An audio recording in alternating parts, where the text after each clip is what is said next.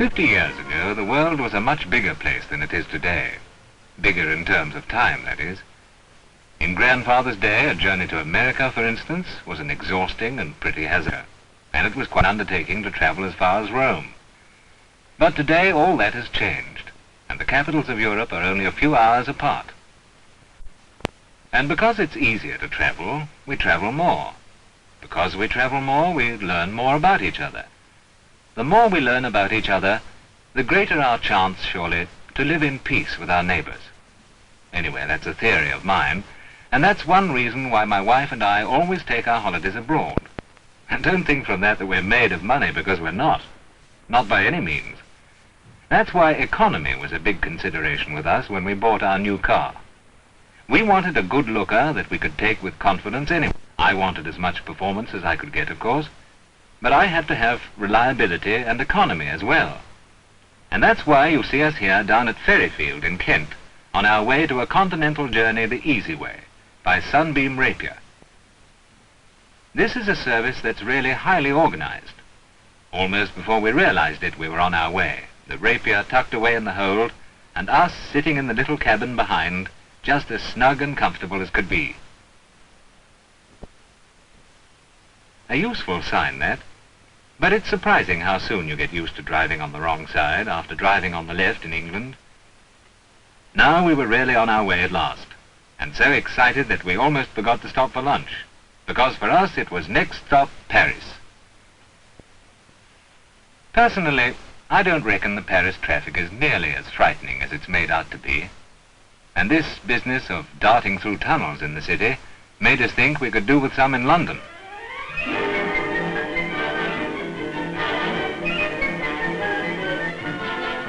But then Paris has quite a few things that London hasn't got.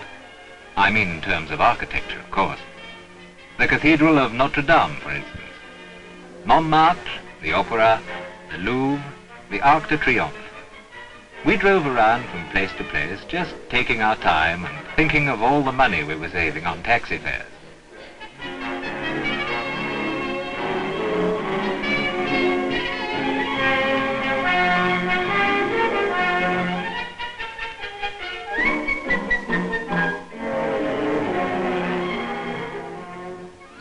All too soon we had to tear ourselves away from Paris, but we softened the parting with the joy of some real motoring on the lovely roads of France.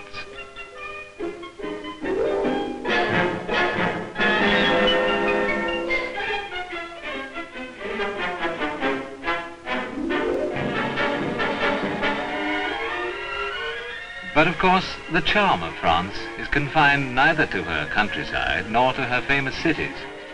This is Auxerre on N5, the road to the south.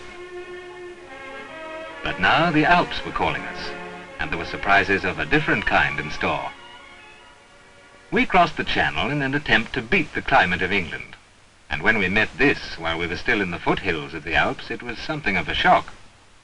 However, now was my opportunity to prove that I too could have driven a Sunbeam in the Monte Carlo rally, only I happened to have been away on business at the time. Seriously, I was delighted by this real mountain weather. It gave me a chance to test for myself the Rapier's road holding, and as you can see, the car was rock steady on the slippery road.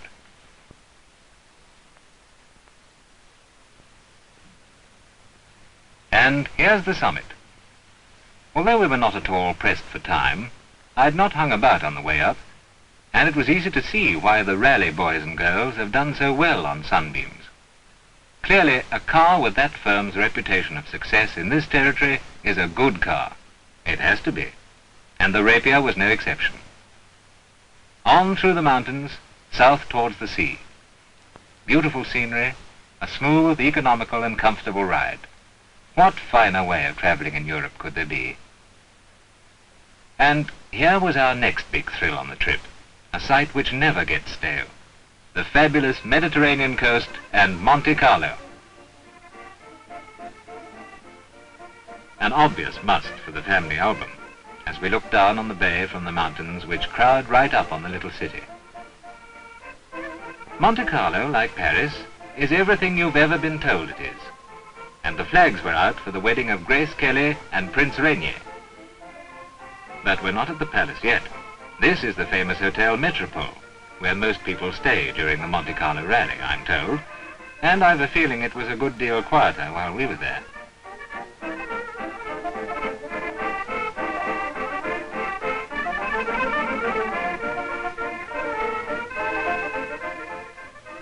There were several days still to go, but excitement was swiftly mounting for the royal wedding, and it was only a short stroll from our hotel to the cathedral.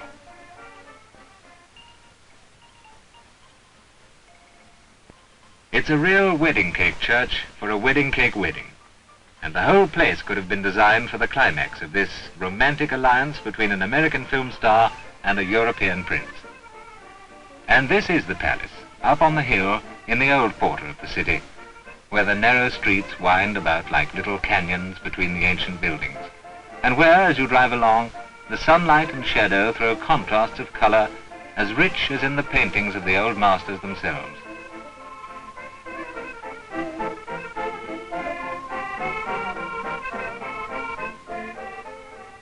The casino, from which the citizens of Monaco derive most of the revenue of their little independent state. Imagine being able to live in a place like this and not pay income tax.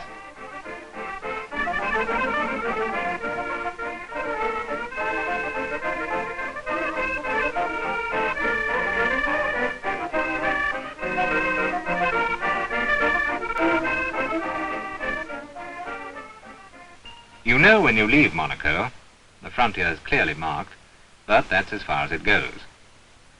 But the French frontier with Italy is only a mile or two along the Corniche, with the mountains on the left and the sea on the right. But like all the road frontiers in Western Europe, the officials are friendly, and the formalities are all over in a minute or two.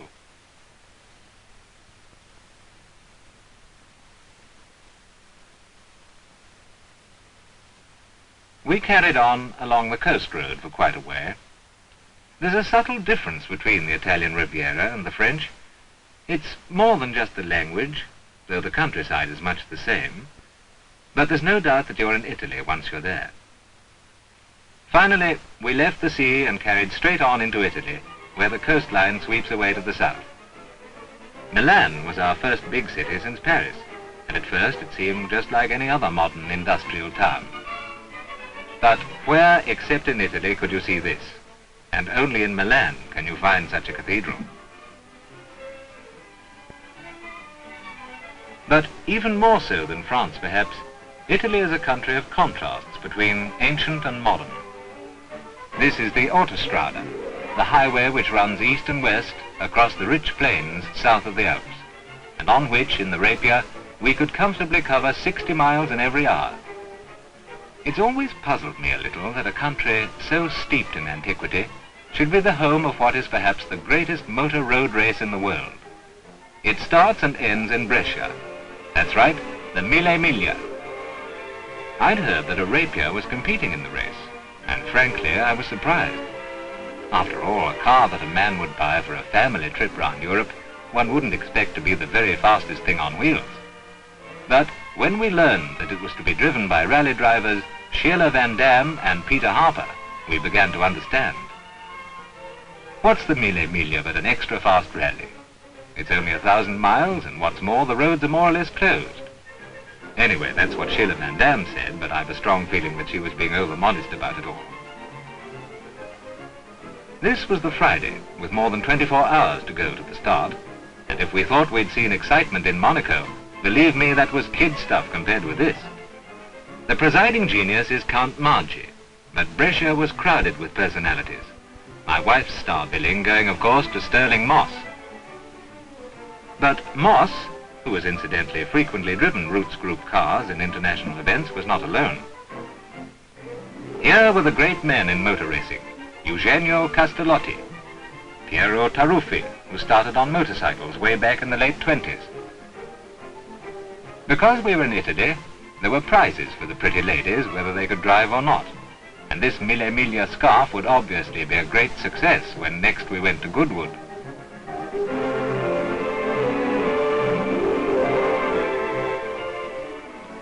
The huge scoreboard stood ready, but meantime, everyone in town was down at the scrutineering.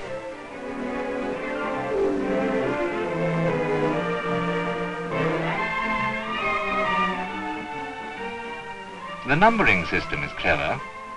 As the cars set off at minute intervals throughout the night, the number indicates the clock time of their departure, so that the thousands of spectators lining the roads can see for themselves how any driver's doing. The race is naturally split up into classes according to engine size, and there are separate categories for the high-performance touring cars, as well as the all-out sports racing models. Like everyone else, we took a hand in our own private scrutineering.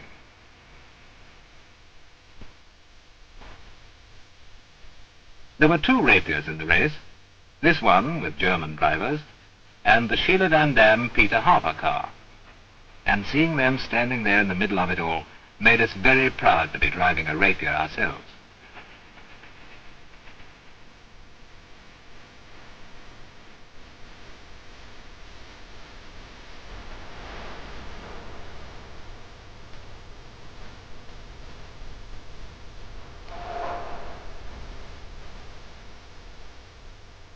And so at last the official scrutineering of the Mille Miglia was complete, and with several hours still to go, Sterling Moss was able to get down to some scrutineering on his own account. As we watched the crowds assembling in Brescia for the start on that Saturday evening, we knew that all over northern Italy, wherever the roads of the Mille Miglia go, so the people were gathering to watch the race. And what did they see, these people who braved the almost continuous rain, the cold hours of the very early morning, the very real danger to life and limb? For make no mistake, the Mille Miglia is a dangerous race, particularly in conditions such as these, and the Italian crowds always congregate on the most dangerous corners to line the sidewalks with little or no protection for themselves. They see the cream of Europe's racing drivers pitting their skill against a course demanding 12 hours of unbroken concentration.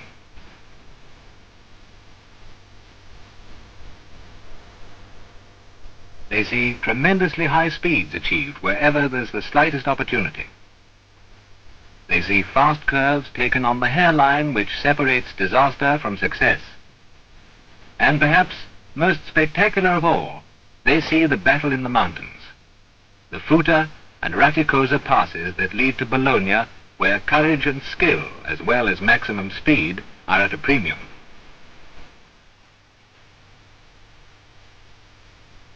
And all the way the rain beat down relentlessly as the drivers battled round the 1,000 miles of climb and descent, corner and curve, city streets, and open, lonely countryside.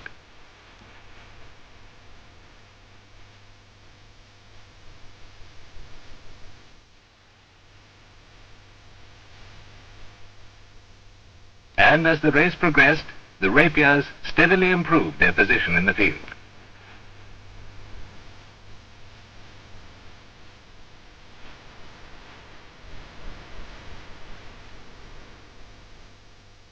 They say that he who leads at Rome will not win the Mille Miglia. Well, that was one of the theories to be disproved in this year's race. The brilliant young Eugenio Castellotti was to set all Italy cheering with his outright victory in the big Ferrari, a car virtually built for the race, a car more closely related to a Grand Prix single-seater than anything you and I are ever likely to drive. Second was his teammate and another brilliant young man, Peter Collins of Britain, close friend and frequent partner of Sterling Moss, who this time crashed early in the race. As for Sheila Van Dam and Peter Harper in the Rapier, they won their class in a drive which not only added to their individual reputation, but proved the new addition to the Sunbeam family to be a car worthy of its predecessors. Now we had the journey back to England to look forward to, with plenty of time to admire the countryside, complete freedom of choice as to what road we should take to which country, and no worries about the car because, had we needed them, there was the widespread chain of Roots Group service depots which cover Europe from end to end at our disposal.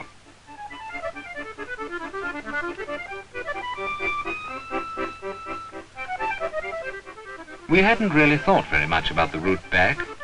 Naturally, we wanted to see Switzerland, and that seemed to put us next door to Austria, which made it sense to cross into Germany and have a look at the Rhine.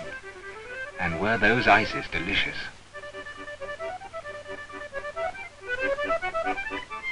By the way, if you're touring in Italy, you can buy petrol coupons when you enter the country. It saves a lot of money. Petrol is expensive, even with an economical car like the Rapier, and with such choice of food and wine to tempt us, we were grateful for this economy and spent the money on more romantic things.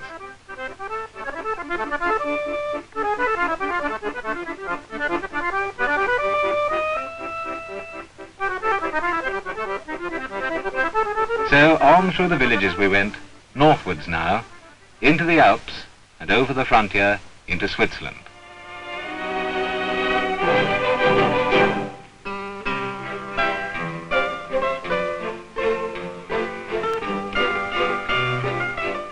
One understands that the roads are pretty rugged on the Alpine Rally. Well, it seems their continued success in that grueling event has taught the routes people quite a bit about suspension. So the likes of you and me cash in on other people's efforts. After all, even when you're not in a hurry, a smooth ride on a rough road means a lot.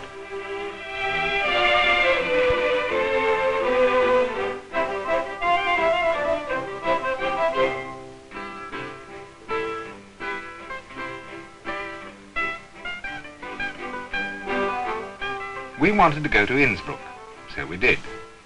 It's a lovely city, and typical, we thought, of Austria. Now there's a country with a lot of character.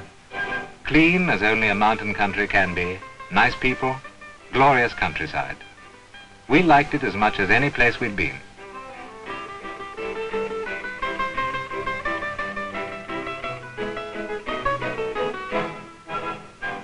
We spent a long time looking round the city and reading up its history. History makes sense somehow when you visit a place, and Innsbruck's story is the history of Central Europe. But now we started to remember we had a date with a ferryboat 600 miles away at Ostend, and we still had to make the German frontier.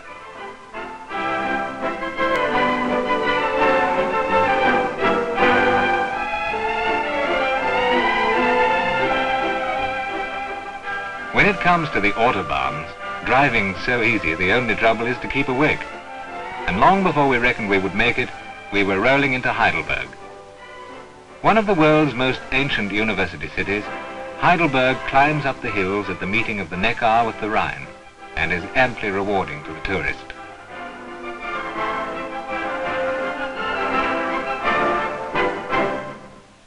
And then that journey following the Rhine.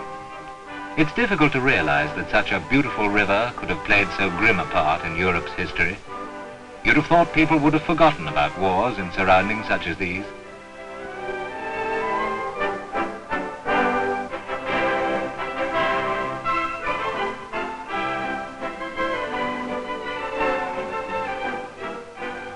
But let's not get depressed, it's time to eat again, even if our holiday is coming to an end. And there are still lots of places as lovely as this to discover on the long road back.